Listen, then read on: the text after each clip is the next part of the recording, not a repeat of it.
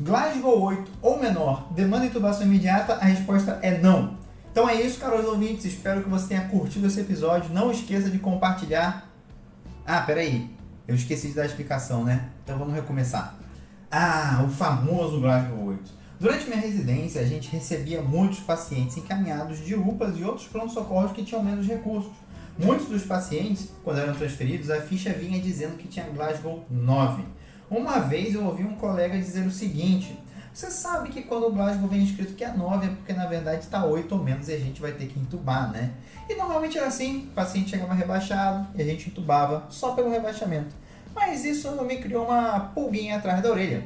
Ué, se o paciente estava rebaixado assim, mantendo a saturação e a patência de via aérea, por que a gente estava entubando? Ora bolas, é claro que era devido ao ATLS. Está escrito no ATLS e no IST, que é o ATLS europeu, Glasgow 8 ou menor igual a tubo. Mas eu sou do contra. E eu vou provar para você que não. Glasgow menor ou igual a 8 não demanda tubo e a gente tem que parar com essa orelhada, mesmo que essa orelhada esteja no ATLS. Bem, a escala de coma de Glasgow, a qual vamos nos referir somente como Glasgow, foi criada por dois médicos em Glasgow, na Escócia, em 1974. Eles são Graham Teasdale e Brian Jennett, que nós vamos chamar aqui de Teasdale e Jennett. Apesar de todas as evidências apontarem erroneamente que a escala foi feita para pacientes com traumatismo crânioencefálico, ela não foi. É só pegar um artigo de 1974 chamado Assessment of Coma and Impaired Consciousness, a Practical Scale, que em português é avaliação de coma e consciência alterada, uma escala prática. Mais ou menos isso. O Glasgow é isso, é uma escala prática para avaliar alteração no nível de consciência e alteração de qualquer causa. Segundo o artigo original, até porque os autores reconhecem que não é só TCE que causa alteração de consciência. Mas por que a escala se consagrou com TCE? É simples. Os autores, Teasdale e Jennett, são neurocirurgiões, trabalham com neurocirurgia e em 1977 eles publicaram uma validação da escala de Glasgow chamada Aspectos do Coma depois de trauma craniano grave. O motivo de terem criado a escala é o mesmo do NIH para o AVC, por exemplo. Não existia uma padronização para facilitar a comunicação entre os médicos. Se eu atendesse um paciente no SAMU e ele estivesse com rebaixamento do nível de consciência, e aí, você ouvinte que está no pronto-socorro, aguardando esse paciente, eu ligo para você e passo que o paciente está obnubilado. O que você vai pensar? Pode ser um monte de coisa. E se eu falar que o paciente está confuso ou até mesmo rebaixado? Não tem como eu garantir que o que eu estou falando vai ser a mesma coisa que você está imaginando.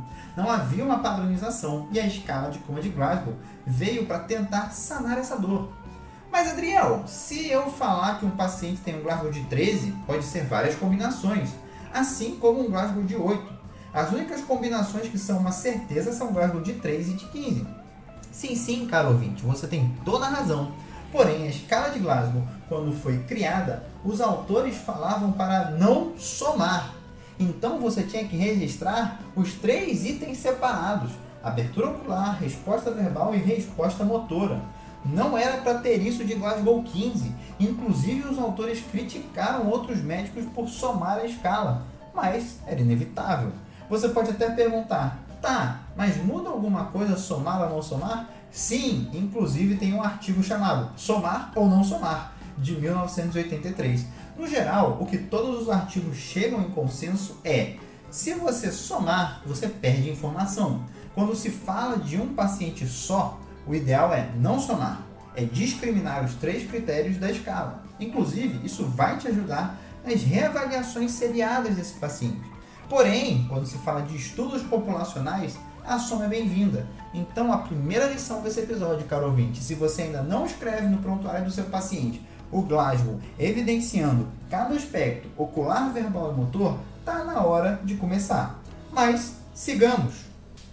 A escala foi criada principalmente para a avaliação seriada do paciente, pois a ideia era ter uma forma fidedigna para avaliar o paciente a longo prazo e que médicos e equipes diferentes que realizam a avaliação do paciente ao longo da internação possam entender se a condição do paciente está melhorando ou não. Em 1977, como disse antes, Janet e Tisdale publicam um artigo que basicamente valida a escala. O artigo, chamado Aspectos do Coma Depois do Trauma Craniano Severo, foi um estudo multicêntrico internacional, onde vários centros de neurocirurgia participaram. Veja bem o título, Trauma Craniano Severo. É por isso que a escala de coma de Glasgow ficou cristalizada para o TCE. E é desse estudo que começam as distorções e orelhadas. Duas são as principais. A primeira é aqui que temos o germe da ideia do Glasgow 8 igual a tubo. E a segunda é aqui que vemos a distorção principal, que dialoga com isso. Veja o seguinte, no estudo de 1977, foram avaliados 700 pacientes com o que eles chamaram de trauma craniano encefálico severo. Qual era o critério de inclusão? Bem, vou abrir aspas aqui para vocês. O único critério para a inclusão foi os pacientes estarem em coma por pelo menos 6 horas, contando do trauma ou depois do intervalo lúcido. Fecha aspas. E complementam, abre aspas, o período de 6 horas foi escolhido para poder excluir aqueles pacientes que podem estar temporariamente em coma devido a outros fatores que o TCE, por exemplo, hipóxia, hipotensão ou álcool. Fecha aspas. Deixa eu repetir, pacientes que poderiam estar temporariamente em coma. Engraçado, né? Nenhum artigo depois desse reforça essa ideia. E esse é o nosso erro principal. Gente, a escala de coma de Glasgow não leva várias coisas em consideração, justamente porque ela não foi feita para ser uma escala de avaliação inicial, muito menos desenvolvida como uma escala para orientar a tomada de conduta. Ela foi feita para avaliação continuada do paciente. Causas transitórias irreversíveis de rebaixamento do nível de consciência podem rebaixar o Glasgow. Hipóxia e hipotensão, como descrito pelos próprios autores da escala. Se você atende um paciente de trauma em choque hemorrágico, é esperado inclusive que você faça uma ressuscitação volêmica dele com sangue e tudo mais, antes de intubar. Se você tiver tempo, é claro. Porque se você intuba um paciente em choque, com estabilidade hemodinâmica, você aumenta as chances de parada cardíaca dele em 6 vezes. E é bem possível que depois da ressuscitação adequada, o Glasgow melhore e melhore bem. Os próprios autores seguiram para criticar estudos que vieram depois e que usavam a avaliação do Glasgow no atendimento pré-hospitalar ou no departamento de emergência. E como eu disse, foi nesse mesmo estudo de 1977 que veio a sementinha que começou a história do Glasgow 8 igual a tubo. O que os autores descrevem foi o seguinte: todas as combinações que a soma do Glasgow foi 7 ou menos definia paciente em coma.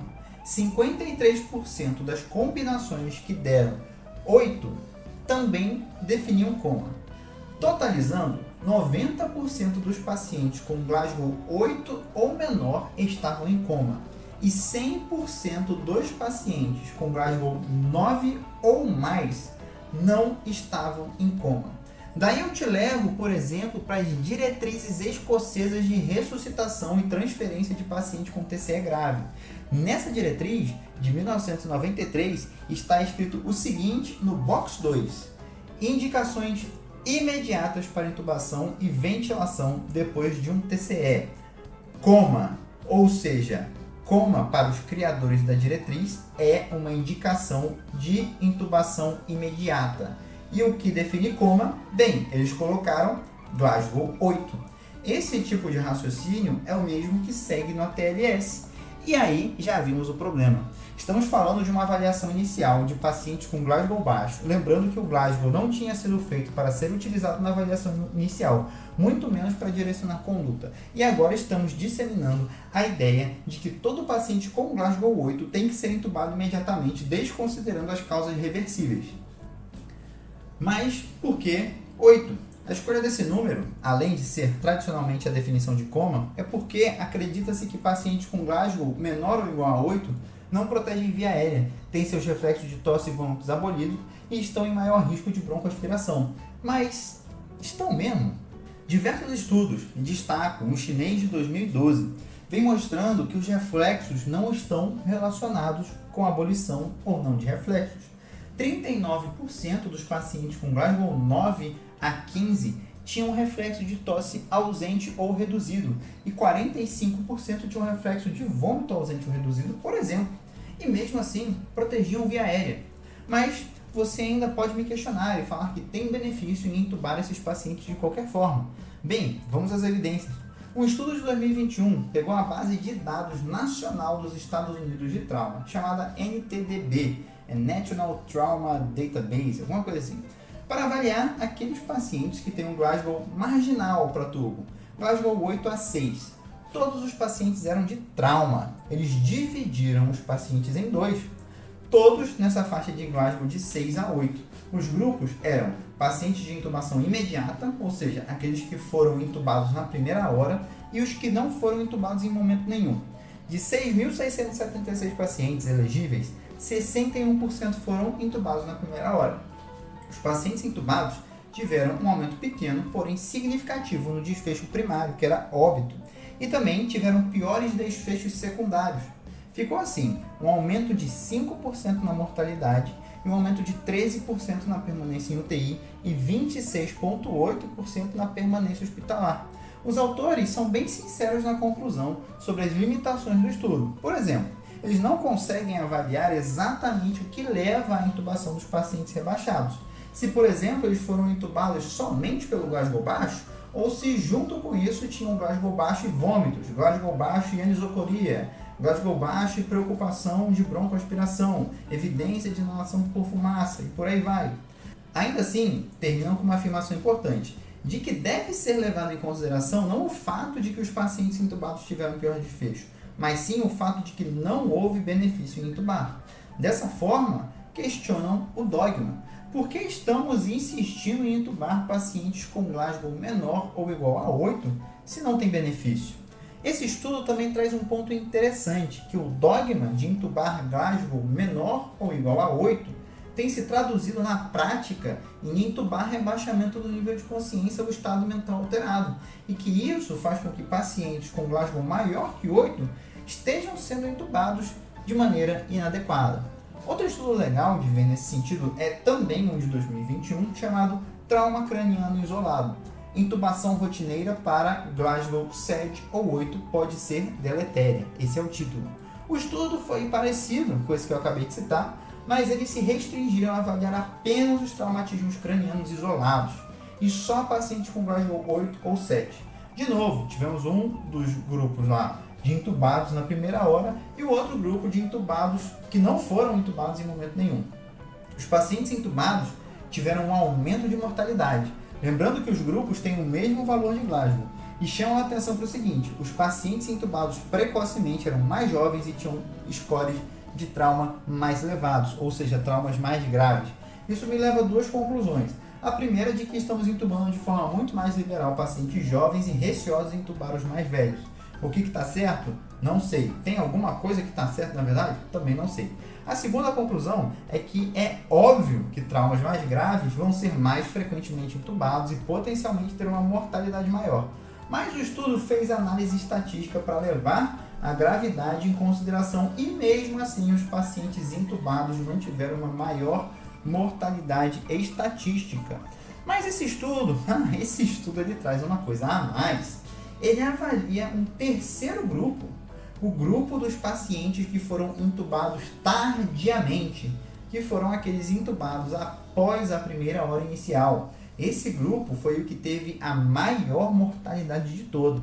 E aí, a gente vai discutir isso no final do episódio. E aí, tô te convencendo que intubar Glasgow 8 no trauma não parece ser tão benéfico assim como você pensava? Tem mais ainda. Me deparei com um estudo que me chamou muita atenção. O estudo se chama Intubação endotraqueal na cena melhora a sobrevivência de pacientes com TCE grave. O estudo é de 1997. É uma doideira. Esse estudo avalia o desfecho dos pacientes vítimas de TCE que foram atendidos no Serviço Pré-Hospitalar de San Diego, nos Estados Unidos. Porém, todavia, entretanto, contudo, nos Estados Unidos, no APH, não tem médico, né? O que tem é paramédico. O estudo explica qual o protocolo para o paramédico intubar. Olha só que curioso. Lá, o paramédico só pode intubar se o paciente estiver basicamente em parada cardíaca ou quase parada. E mais, não pode usar sedação nem bloqueador neuromuscular. Entender essa diferença é crucial para nós brasileiros. Existem dois jargões na medicina de emergência que são o Scoop and Run e Stay and Play.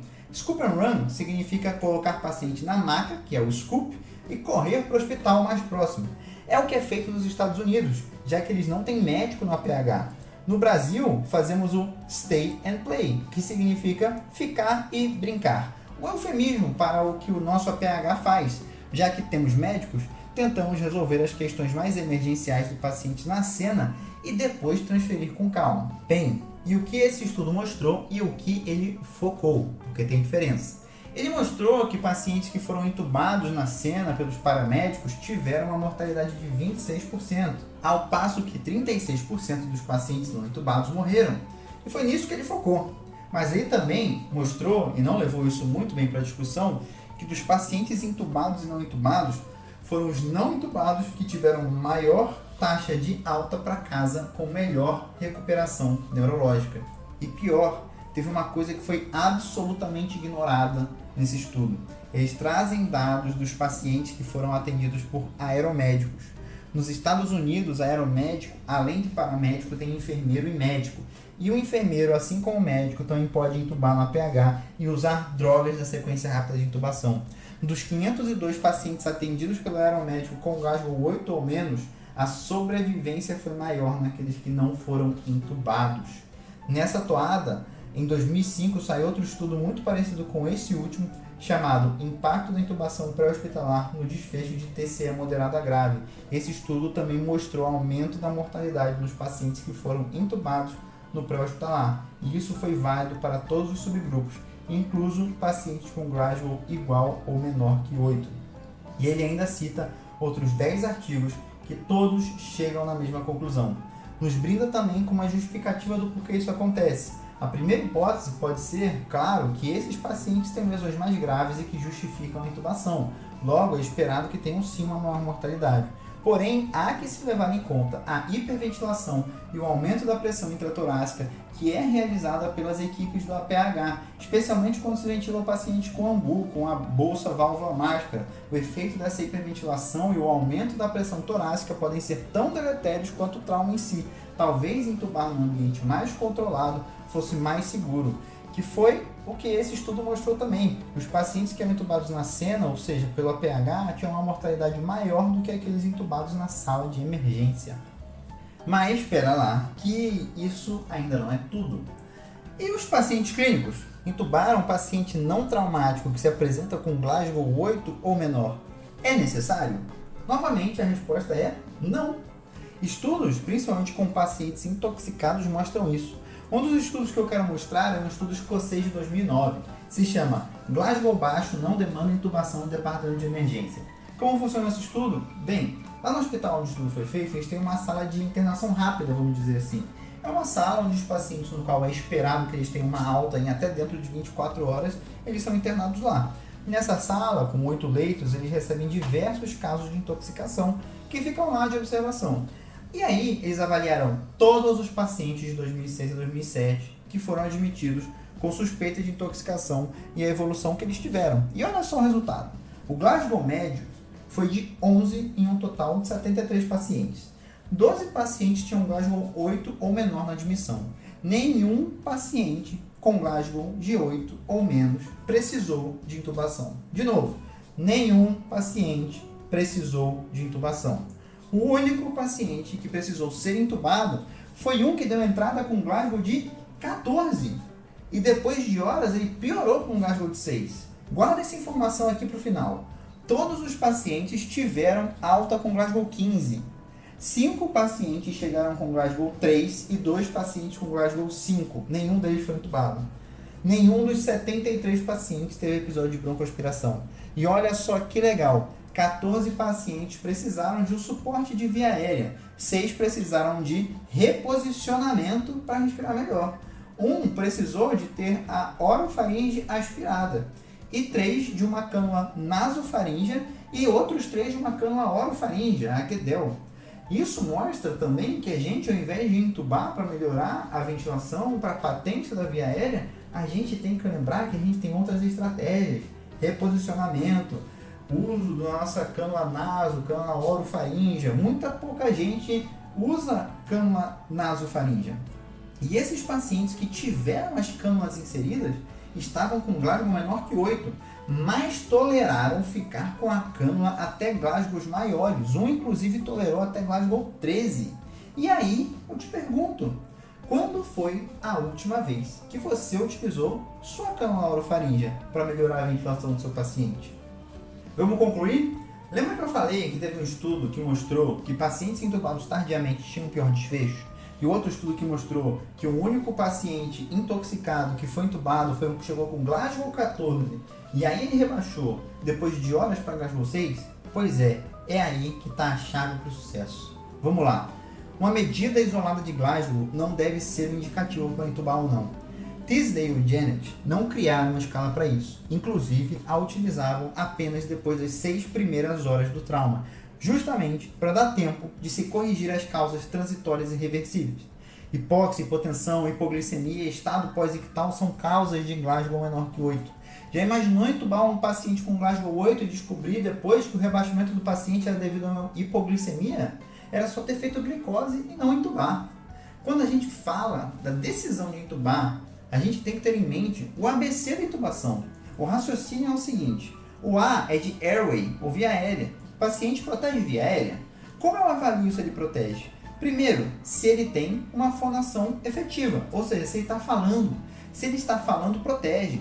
E segundo, se ele tem deglutição efetiva, se ele está engolindo e se não está acumulando secreções na orofaringe, na via aérea. Então, ele protege via aérea. Não tem nada disso de testar reflexo de tosse ou de vômito, que, como a gente viu, não tem uma correlação muito boa. O B é de breathing, ou respiração. O paciente está em insuficiência respiratória e você já fez tudo o que você tinha para fazer para melhorar? VNI, máscara não reinalante 15 litros por minuto, fisioterapia respiratória, tudo, e ele continua em insuficiência respiratória? Então beleza, aí está indicado a intubação. E o C é o de curso esperado da doença. Você espera que seu paciente piore nos próximos minutos ou horas? Se sim, então talvez seja melhor intubar agora do que esperar as coisas degringolarem para intubar numa situação pior. Esse é um resumão do ABC do manejo da via aérea. E veja, não tem nada de Glasgow aqui. E foi isso que a gente viu nos estudos. Os pacientes que tiveram pior desfecho foram os que foram intubados tardiamente. Será que deixaram passar uma boa avaliação de proteção de via aérea? Será que demoraram ou tiveram um manejo da insuficiência respiratória inadequado? Será que não se atentaram ao curso esperado da doença e a intubaram no momento não oportuno? Pode ser até que a gente, que tenha médicos por aí, que fiquem martelando nessa questão do Glasgow e esqueçam de olhar para o resto do paciente. Bem, caros ouvintes, agora eu vou jogar a bola no colo de vocês. Como vocês têm utilizado o Glasgow? Tem somado? Tem escrito cada item separado? Vocês estão intubando todo o Glasgow 8? Aprendeu alguma coisa nova nesse episódio? Eu espero que você tenha gostado desse episódio. E se vocês gostaram, não esqueça de curtir, principalmente de compartilhar com aquele seu colega que sai intubando todo mundo por Glasgow menor ou igual a 8.